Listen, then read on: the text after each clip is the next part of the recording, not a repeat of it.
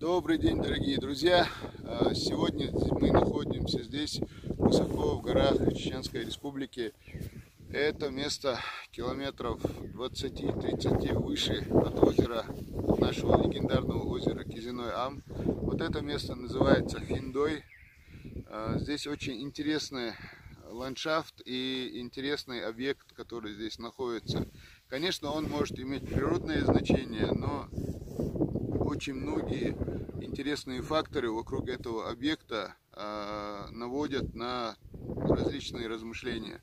И здесь есть посредине, вот в этой лощине, можно сказать, некое плато треугольной формы. По бокам у этого плато получается именно такие плиты, ну, практически как вот это, ну, на видео вы увидите. Края состоят из плит, которые, конечно, могут быть в том числе и природными образованиями, но все-таки очень похожи на человеческий фактор. А наверху, на этом плато, именно плодородный чернозем, которого, как говорят люди, которые здесь проживают и которые изучают это место, говорят, вокруг этого чернозема больше нигде нет. И среди этих плит мы уже находили некие интересные предметы. Есть предположение у наших уважаемых людей, старших, есть предположение, что это может быть Ноев ковчег.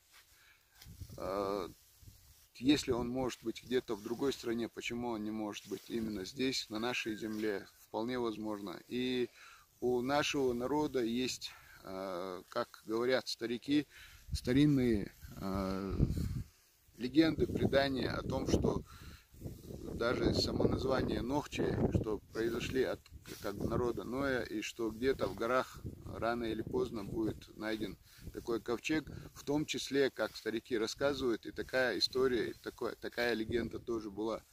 Легенды, как мы понимаем, очень часто создаются не на пустом месте, а на месте каких-то, на основе каких-то исторических событий. В общем, все возможно в этом мире. Ну, как минимум мы видим, что это очень интересный объект, что бы это ни было, но это для нас лично представляет очень большой интерес.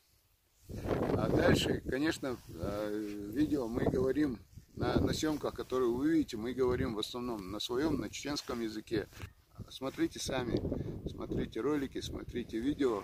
Мы не утверждаем, что это непременно Ноев ковчег, и не утверждаем, что это там тот или иной исторический объект, но нам этот объект представляется очень интересным, и то, что мы здесь видим, и то, что мы здесь находим, сравнительно к этой местности, оно весьма необычно, и мы приходим к мысли, что этот объект может быть, скорее всего, рукотворным. Вот, скажем так, ориентировочно. А дальше смотрите видео.